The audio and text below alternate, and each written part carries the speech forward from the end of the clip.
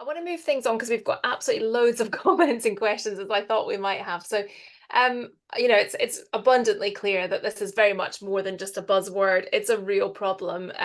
So I'd like to try and kind of think about solutions. And Helen, I want to come to you and let's be direct here because I hope that there are lots of industry friends listening today. So this is our chance. How can industry support patient groups to avoid this? It's clear that expectations are very high on very small groups under a lot of pressure. What can we do differently? What can industry do as their part to play in this? I mean, we've been very lucky and we've had, a good amount of industry support, and we've been very thankful for that. But it's just, like you say, you have to be careful that you're not reinventing the wheel.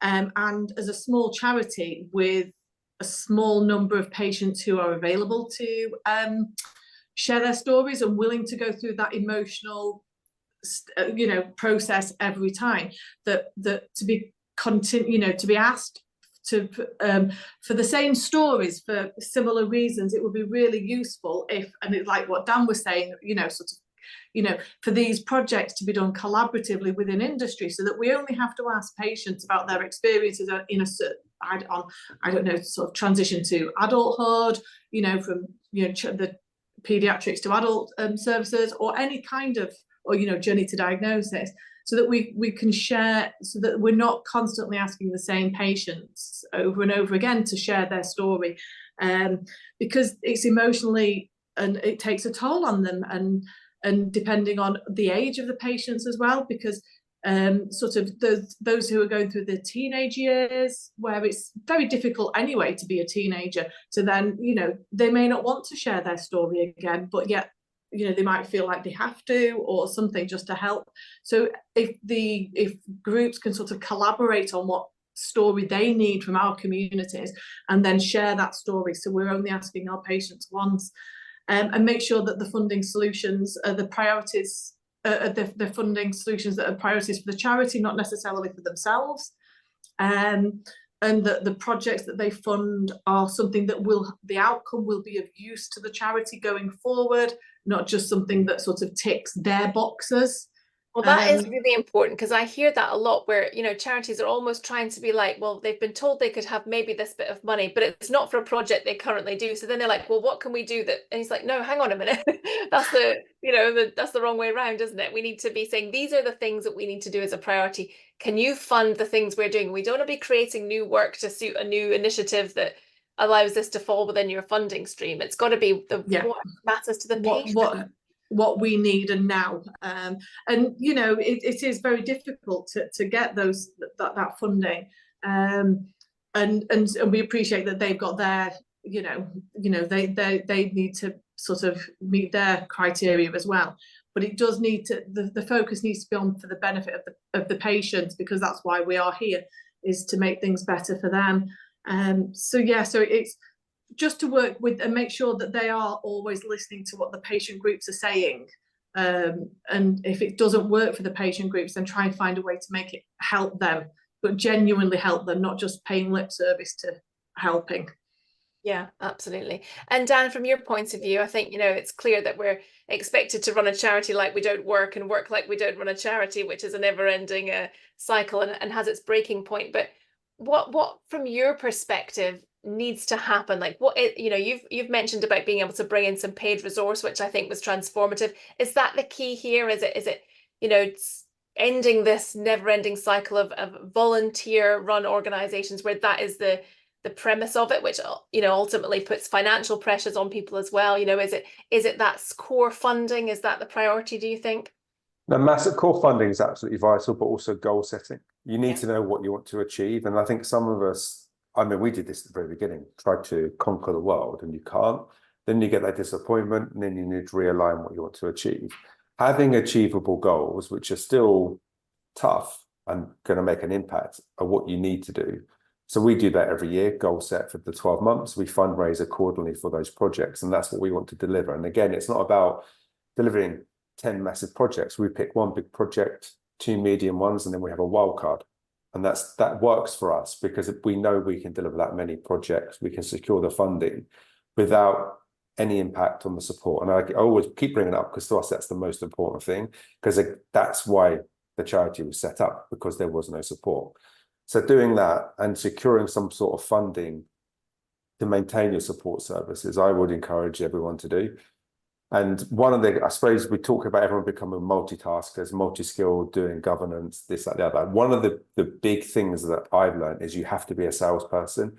You've got to be able to sell what you do as a charity to funders. You've got to sell what your community can do to industry. So you get buy-in from all these different stakeholders, and that practicing your pitch of who you're pitching to and what you want to get from them is really, really important. Because if you can't pitch well, you're going to really struggle to attract funding. You're going to struggle to attract industry. You'll struggle to get partners to work as a collaborative.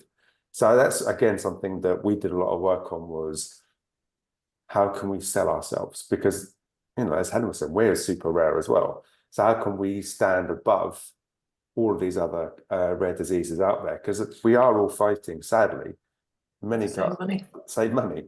So what makes you different? And it's seen as someone else's eyes are more deserving, which isn't true, but that's what we need to do. And the same with industry. Why should they work with you? What's in the benefit for them and the benefit for your community? I think when you make them, again, achievable and manageable, you get impact.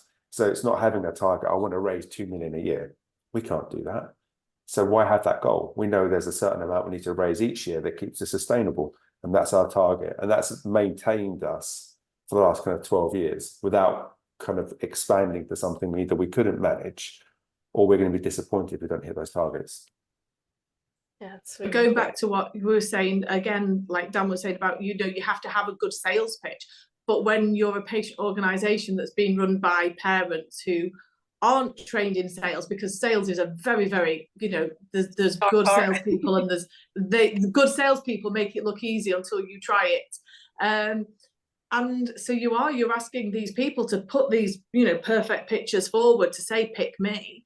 And you're asking people who are not skilled or trained to put forward these perfect pictures to, like, big pharmaceutical companies who are very slick machines with, they're used to, polished performances. And that's often just beyond, what patient, because you very are often a mum and dad saying, help my child, help my child, help their friends. So we can't always do as polished as is required or that they may be used to. Absolutely. I'm really mindful that I want to get to lots of comments that are here. So I'm going to end with a question to you, Charlene, in terms of, because lots of these comments here relate to, how can we get better engagement and have that sort of support to really deal with these issues. So, what does a gold standard way of working between the community and industry look like? How can we make this work better? Well, so I think we've touched on a couple of those points. I think initiatives should be citizen-led. They should be patient-led. I think if industry is talking about being patient-centric as much as it is. So someone said to me recently, if someone keeps using a word and saying that that's what they're doing, it generally means that they're not doing it. And so I think we just need to start, listening and making sure that this is starting with this, and also starting with an understanding of what the work of advocacy is. And the work of advocacy is not necessarily, Helen, you've talked about the storytelling that goes on all the time. It's, it's not, can industry get beyond the consumption of stories for its benefit? It's like stories have their place and narratives have their place. But again, thinking, okay, what is patient advocacy and what is that work? So in terms of a gold standard, I think there are some, specific projects that are out there that are great. But I think in reality, what I want to say to this audience is that we've got a long way to go. And the reason that we've got a long way to go is we've still got trust issues that really need to be sorted out. And that can start being sorted out by being, by leading initiatives that are patient-led, that are from the concerns of the community, take shape and grow. I think sustainability is a huge issue that industry needs to take some responsibility in terms of that. This is not just philanthropy. This is not just an occasional gift here and now. Your philanthropy is great, but what does sustainability look like? And I think you know, the big clash for me, I think, since I've been in industry is just that recognition, if I can say this publicly, of that, you know, there's different measures of success, and sometimes you know that is a clash in terms of what success looks like between the two. And so how do you decide on that together? And the last thing I do want to just mention, I'm super aware that there are guidelines about industry patient engagement. The pharmaceutical industry is perhaps further ahead in that than, say, the medtech industry. But when we're talking about, and Dan, you were talking about innovation, about a sea change, I'm really concerned that actually, while we might have those sorts of guidelines, every company then develops legal documents, has different compliance issues that mean that every time a small patient organization from the rare disease community does engage with industry or do a project, that's a huge amount, you know, it's a huge amount of work for the patient organization just well, to actually, Charlene, there's the most popular question here actually relates to that. So I'm going to go to that because I think that'll lead to what you're going to say. So Alison here said she's keen to hear tips from the panel, given as for effectively small businesses, they're constantly having to do things and be things to all people. And then they're being asked, you know, to provide evidence to prove their why they need this help, which is exhausting, especially when they're frequently being turned down. You know, it's that thing, it's recognizing the huge amount of effort that each different body needs to prove that why. Yeah. Then actually it may lead to nothing, but you know, that's a huge amount of man and woman hours of somebody who's a volunteer to do that. You know, what can we do to streamline that? I think there's a lot of work to be done to streamline that. You know, obviously there needs to be alignment in some way. And, you know, that's, I guess, starts for me much more with what is the ask from the patient community, what is the need and what is the concern. And, you know, business industry should be meeting that need in the end. That should be, you know, an end goal. So it's kind of, you know, rather than imposing this is what you need when actually this is not what you need. I think we do need to overcome that. I have concerns about you know, the guidelines in terms of I have this dream that out of the box, instead of actually we have ABPI guidelines and you have MedTech guidelines, that actually it would be amazing, but I know it's something else that we'd all have to do, to create a patient kind of hub that actually we dictate the terms of engagement. Then it's like every company would have to engage on our terms in terms of both, you know, through legal compliance and things like that. You know, it feels like it's a bit pie in the sky, and I'm not sure, you know, it feels like a lot of work to get there, but I do just wonder about this imbalance. And I think, you know, are we always going to have this imbalance, or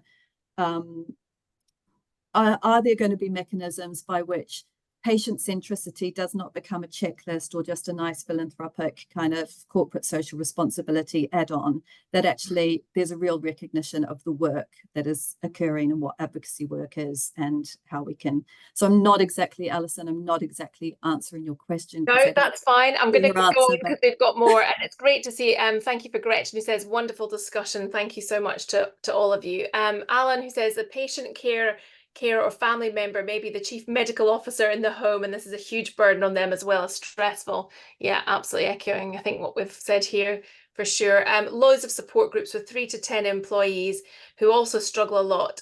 Generally, the person at the top suffers a great deal as they try and keep the workload reasonable for the other employees, which also adds to stress. And I think that's it, you know, that top person that's trying to field even their employees, keep them, you know, then that's more burden. So other issue is that with success comes more awareness and more contacts. This too is scary, and that's a really good point. You know, the more we reach out on our social media, the more, you know, comes back. And then you get asked to do more types of works, and then when you're self-taught, more learning curves and more potential for imposter syndrome. So yeah, a bit of a spiral that everyone's feeling. Difficult setting and adhering to boundaries when there's the intersection of heart and mind. Yeah, I think that's 100% we can agree with that. Somebody here says, Kim, totally agree. How do we stop being taken for granted? So much more has to be contracted out for charities without giving them resources, funds to complete the work, or making it easier to obtain the funds. So more and more demands, but without that funding. So it goes back, Charlene, to what you're saying about having a more streamlined process and that sustainability, not just throwing someone a one-off grant, but actually having a vested interest in the sustainability of those groups. Another one here, incredible to hear the first-hand personal experiences from you all, and thank you for sharing. I'm keen to hear from patient group perspectives and what sustainable solutions could be used and what stakeholders could be involved in these discussions. So I don't know whether Dan or Helen, either of you want to talk about how you viewed sustainability, you know, how you've kind of tried to tackle that. You go, Helen. I don't think we do. We regularly say we need, this is a conversation that we have regularly, that we need to come out, you know, we need a longer term plan, and we need to figure out how we become sustainable. And then life takes over and it gets put onto one side, and we plough forward because there's another event, another something, but it does need to be addressed. And anyone who can advise how we make those choices and how we put that plan together, we would love to hear your suggestions. It sounds like that's the priority here, isn't it? Developing an infrastructure that's going to allow that to be possible. I love how an anonymous attendee has said here that it's difficult to admit, but they realise that they're multitasking while on the call, trying hard to listen while doing another piece of work. Just sums it up nicely, I think. And also, I really think important one here, somebody said, sharing personal stories can be contentious. Individuals and families don't want to share publicly for fear of repercussions. And I think sometimes the danger of that is, you know, I think as in our case, is that then your child becomes the face of it because nobody else wants to share their story. But then, of course, you then have a responsibility to the footprint and the well-being of your child, who is arguably overexposed in pursuit of raising that awareness, which, you know, could almost be a webinar on its own right, but definitely a concern for advocates to add to the issues. Particularly with rare conditions which have unusual characteristics, there's no end of magazines that will contact you to run a story on it, but they don't want to run an informative story and an informed story, and they want to sensationalize it and make it some big headline. And it's, I mean, as parents, you know, I mean, you do want to raise awareness because you say, well, it's going to help, it could potentially help with a misdiagnosis, but like you say, you have to be incredibly careful with how it is going to be handled. And once that story goes out of your hands, it's out of your hands. And we've had problems with that in the past, and actually we did actually manage to rectify one of the problems because of the way that the journalist took out one sentence and took it completely out of context, and it was a horrible article, and it was just unnecessary and completely sensational. And then when you see that, then other patients and parents though don't want to share for risk of that happening to their child. Well, and that goes back to that trust piece, doesn't it? You know, in terms very of much. Stakeholders. I'm so mindful of the time. It's 2:30 now, so there are a few questions left, but I think what we're going to do is we'll bring those to you and do a feedback afterwards, because I think, you know, it'll take us quite a bit over time to get to those. Honestly, I'd like to give such sincere thanks to you all for really such a great conversation. Lots of really good feedback here in terms of, you know, people have enjoyed that. I think it certainly echoes everything that I'm feeling in my life, and it's been really helpful. It's, you know, it's always powerful to hear other people and see how people are navigating through it. So thank you so much. Thank you everyone for listening, for your great questions. No surprise that this has actually been one of our best attended sessions, which I think, you know, is a clear indication of the passion and the depth of this topic. I really hope that this plants seeds in the mind of any stakeholders that are listening in terms of what we can all do to take steps to be part of the solution, because, you know, we don't want this to just be a talk that's happened. We want, you know, everyone to go away and think about what's the part that they can play with whatever organization they're working in to be part of a positive change, to be, whether it's being that check-in on somebody, you know, being that, or whether it's making sure, you know, that they truly are citizen-led, or thinking about the sustainability. How can we really drive change so that we don't have this, and we can somehow try and head off this juggernaut of burnout that could be heading our way, and to stop that, I guess, that graveyard of passion that could be the real risk to this community. So Thank you, everyone. Do feel free to reach out if anyone has any comments or would like to be connected with anyone on the panel, or just any questions following today. Our contact details are going to be up at this end of this session. But thank you all so much. Really appreciate your time, and have a great rest of your day. Take care. Thanks. Bye.